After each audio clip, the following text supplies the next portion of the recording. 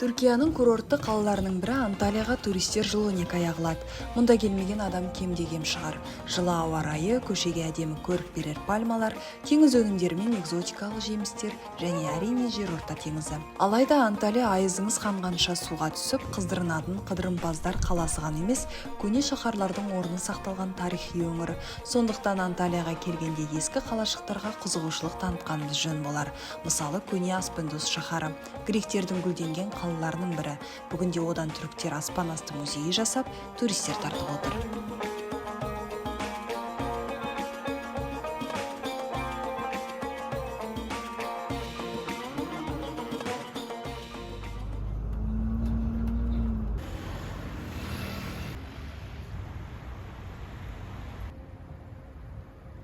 Аспендос Анталиядан 35 шақырым қашықтықта орналасқан. Іргесіндегі Серік ауданына қарасты. Қала орталығы болмаған соң жолға шықпастан бұрын ақша шешіп алғаныңыз дұрыс.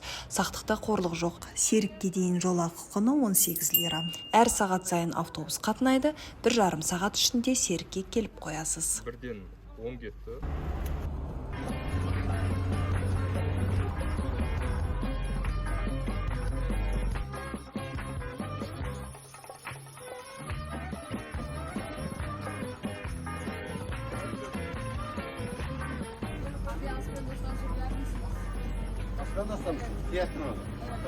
Әрі Аспендосқа апаратын автобус белгілі уақытта жүреді.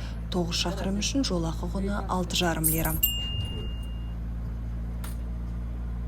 Жергілікті халық тек бау-бақша егіншілікпен айналысады. Оны жол бойындағы жылыжайлардан байқауға болады. Мұнда жемістерден апельсин, мандарин, анар өсіріледі. Стамбулға жеткізілетін цитрус жемістермен осы Серіктің шаруа қожалықтары қамтамасыз етеді, дейді Шопыр ағамыз.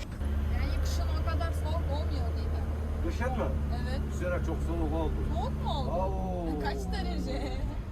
Eksi 1-2'ye düştü herhalde. Bir iki ne abi? O kadar Eksiye. soğuk değil. Eksiye düştü. Serik. 3,5-6. Bilmiyoruz. Önde oturalım. Ezleyerek yolu giderim. Assalamualaikum. Biraz oldu mu? Birer saat çöpmek var.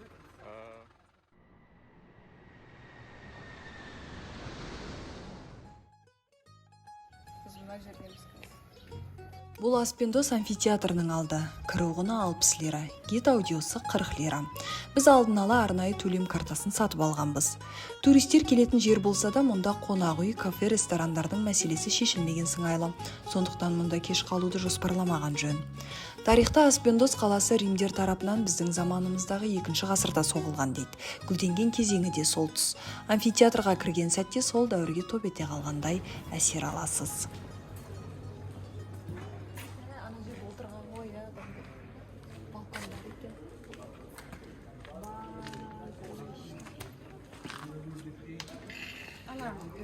Интернеттен қарағанда сыйымдылығы мына жерге 10 адам сыйған дейді. Бір деректерде 12 мың адам сыйған дейді.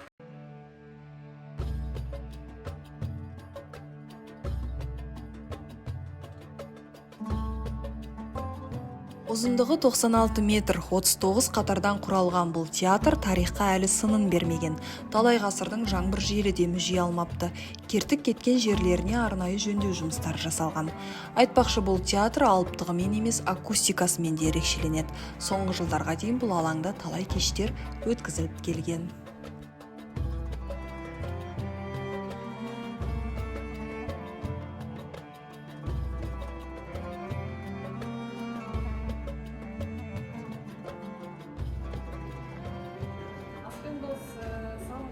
Ғасыр бойы өркендеген дейді.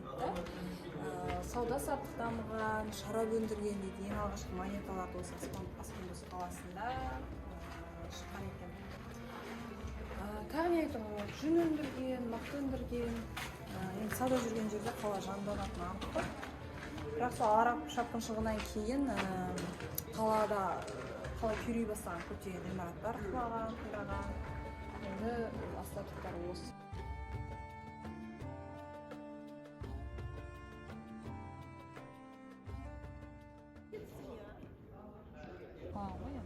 Анау. Меніңше балкон болған сияқты.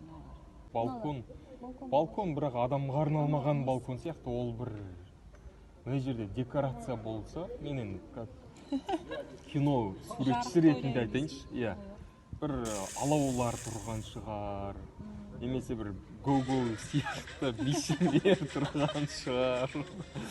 қазіргі клубтағыдай ма? Қазірдегідей. Мен ойымша патшалар отырған сияқты. Ойбай ау, патша мынандай 1 метрлік есіктен кіреді ма? Патшаға үлкен есік болу. Есік жоқ қой мына жерде. Немесе бір үлкен жиналыстар болған кезде, мысалы, патша отырып, білмеймін, бір халықпен кездесуде ма? Неге газ жоқ, неге свет жоқ деген кезде ма? Неге қымбатшылықтар? Сосын ана қалған балкондарда патшаның әйелдер отырған ойлай. Қылтимада. Ну, енді женский логика ретінде.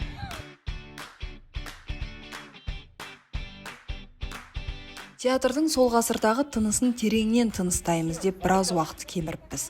Қаланың ескі орнын көруге уақыт жетпей қалды. Себебі аспан асты музейі сағат 4-ке дейін жұмыс істейді. 8'de burada ol. Tamam.